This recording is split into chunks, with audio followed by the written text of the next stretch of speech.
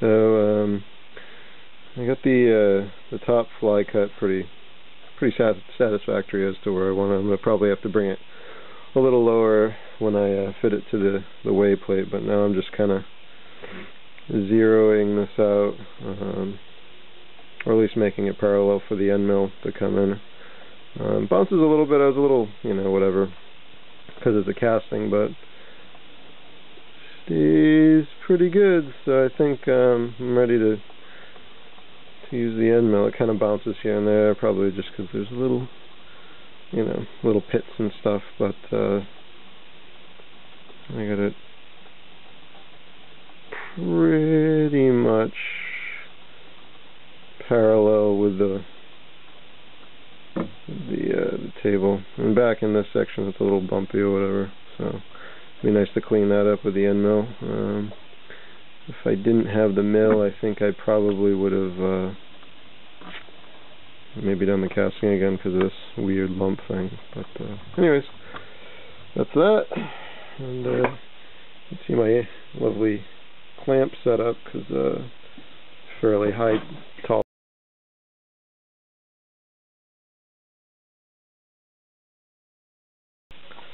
So the fit on this is pretty nice, with the gib and the test piece for the bed. I probably have like 0.02 inches on each side for shims, which was more than I wanted, but I ended up going a little too deep. So it's fine, but this has a little bit of tolerance, not too much, so good play. I think that'll work out pretty well. Here's the bottom. You can see a lot of them fly cutter marks and stuff. I'm still kind of trying to get it to have a better finish, but overall it's, it's what I want it to be anyways, or at least it's what I need it to be. Better than what I do with a file by hand anyhow. So far pretty good. Here's the top. I'm going to clean up the clamps, and I'll probably clean up these sides with the fly cutter too. I finally made a table for the lathe, and I got the clamps on the headstock casting. Still need to set the top up, clamp it to this coupling nut so that I can drive it with the lead screw. This is nice because I don't have to worry about bumping my knuckles on the table where it used to be.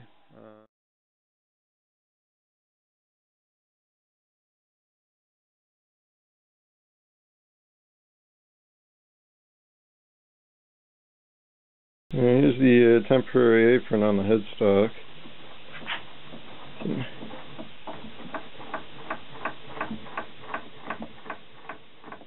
you go. So I'm doing the boring operation, and I'm probably within 0.015 to 0.02 of where I want to be to put these bearings in the bore. I'm only using a really cheap digital caliper to measure the bore, which is why I'm kind of saying the range. I'm not fantastic at measuring a bore with that, and probably would be better if I had a bore gauge, but anyways, I'm going to try and take off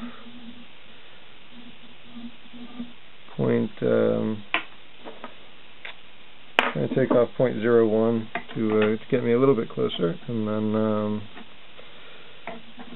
once I do that, I will gauge it again and see if I'm within a good range. So, tighten that up.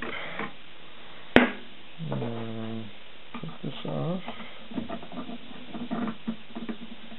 Get this going. Alright, so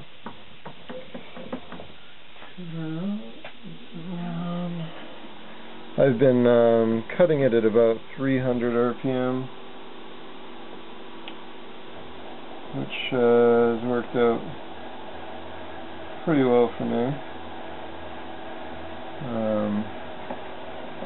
I did redesign the driver again since I was blowing a lot of MOSFETs, and this new setup's working out pretty good, so keep working with it and see how it goes. But alright, so I'm just going to do the cut. I'll measure it, and then I might maybe have one or two more passes, you know, maybe more. Let's see. So, give you an idea of how it's working. It's cutting pretty well. The cutting tool is made by grinding a lathe tool bit.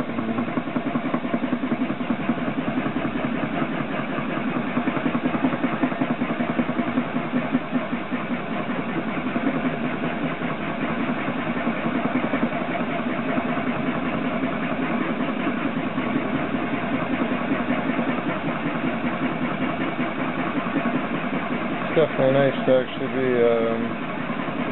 at least cutting something with this setup at this point, you know, with the lathe, so definitely makes me happy to be able to cut some metal, see some shavings coming off of it.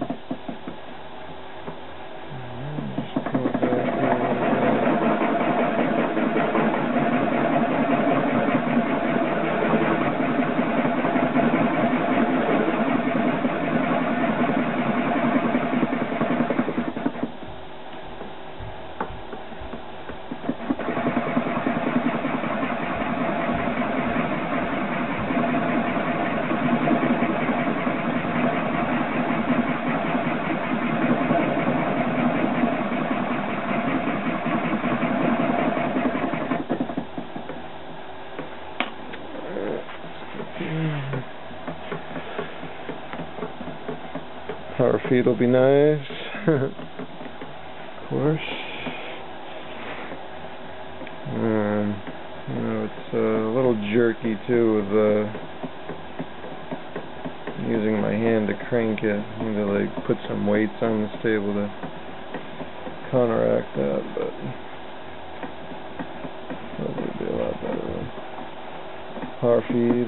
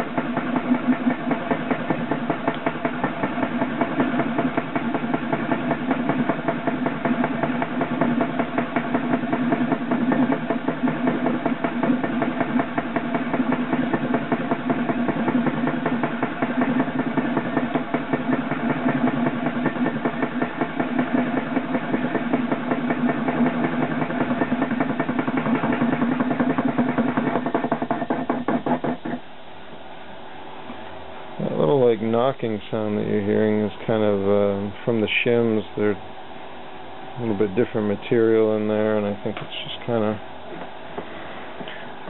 when it comes into contact with it is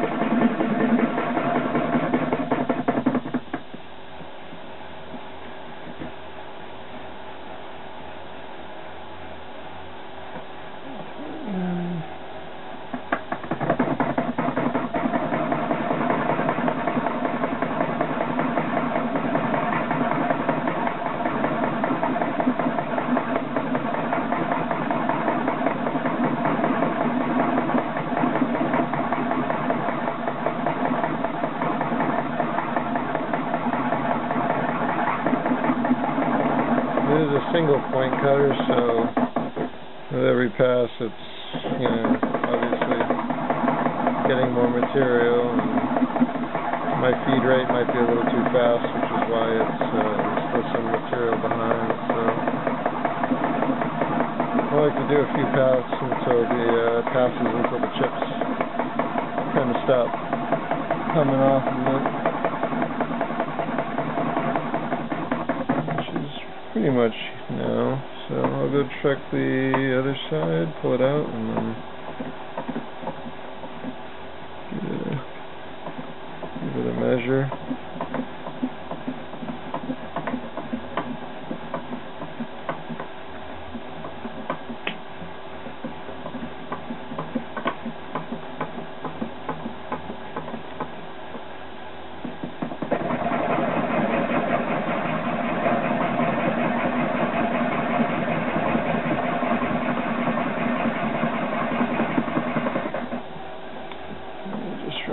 One more time.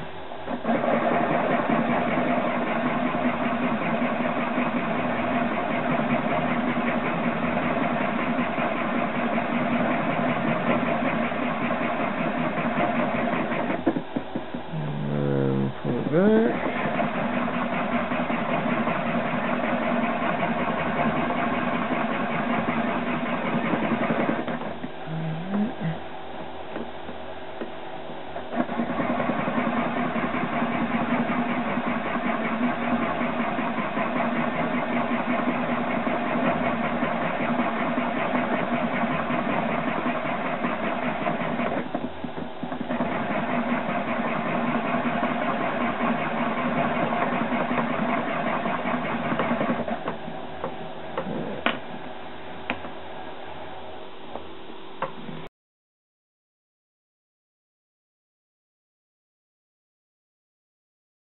So basically I'm at the point now where the headstock's pretty much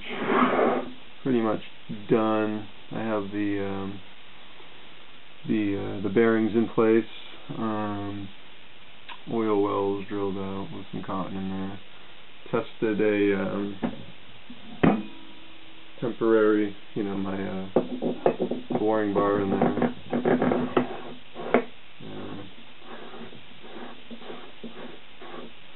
So that's nice, spins well, put some oil in it, but that's good there.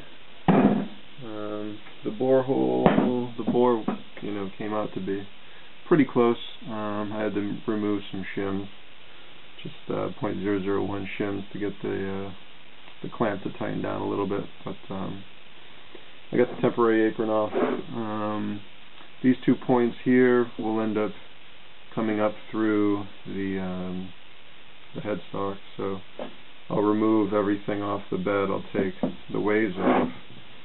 This will be positioned all the way at the end. I'll clamp it, use the ways as a template, drill up through the casting, and then that'll secure it with some nuts on the other side, and that'll basically be the position that it'll be in.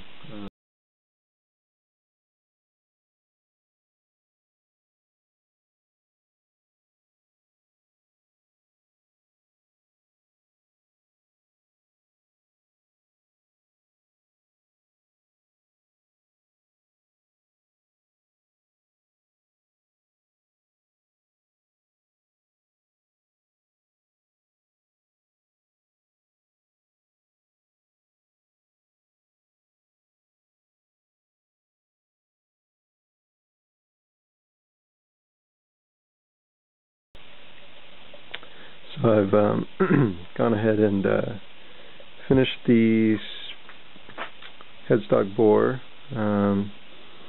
Have the temporary spindle on there, which was basically the boring bar. Fits really well. Got the little oil holes drilled out with some cotton in there. Seems to be working well. With some sheet metal, I set up a mount for my control box, so I can have that right on the front, kind of like a regular off the shelf lathe, you know, has the controls right up here. this piece is a mount that's actually attached to this main piece, and this all kind of just clamps on. It's pretty secure.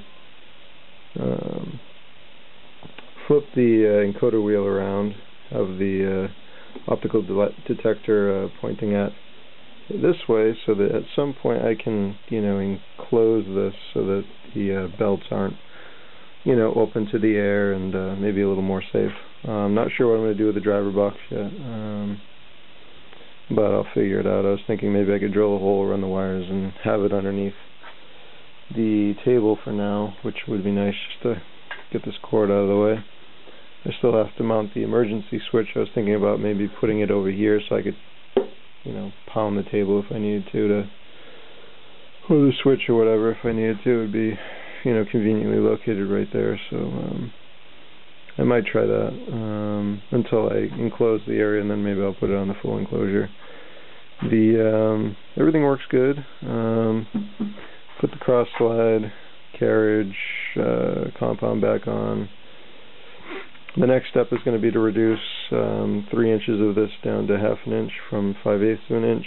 It'll be my first turning operation. I still have to grind down the tool bit though to a left-hand lathe tool. I haven't done that yet, so I might try it tonight, or I might do it another time. But anyways, it works good. Here, I'll crank it up.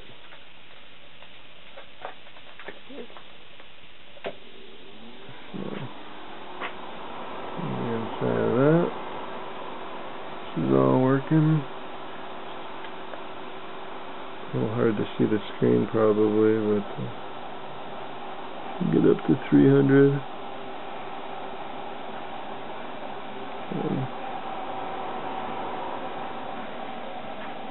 There it is. My gingery lathe so far. Not really, a little different than what you're getting out of the book, but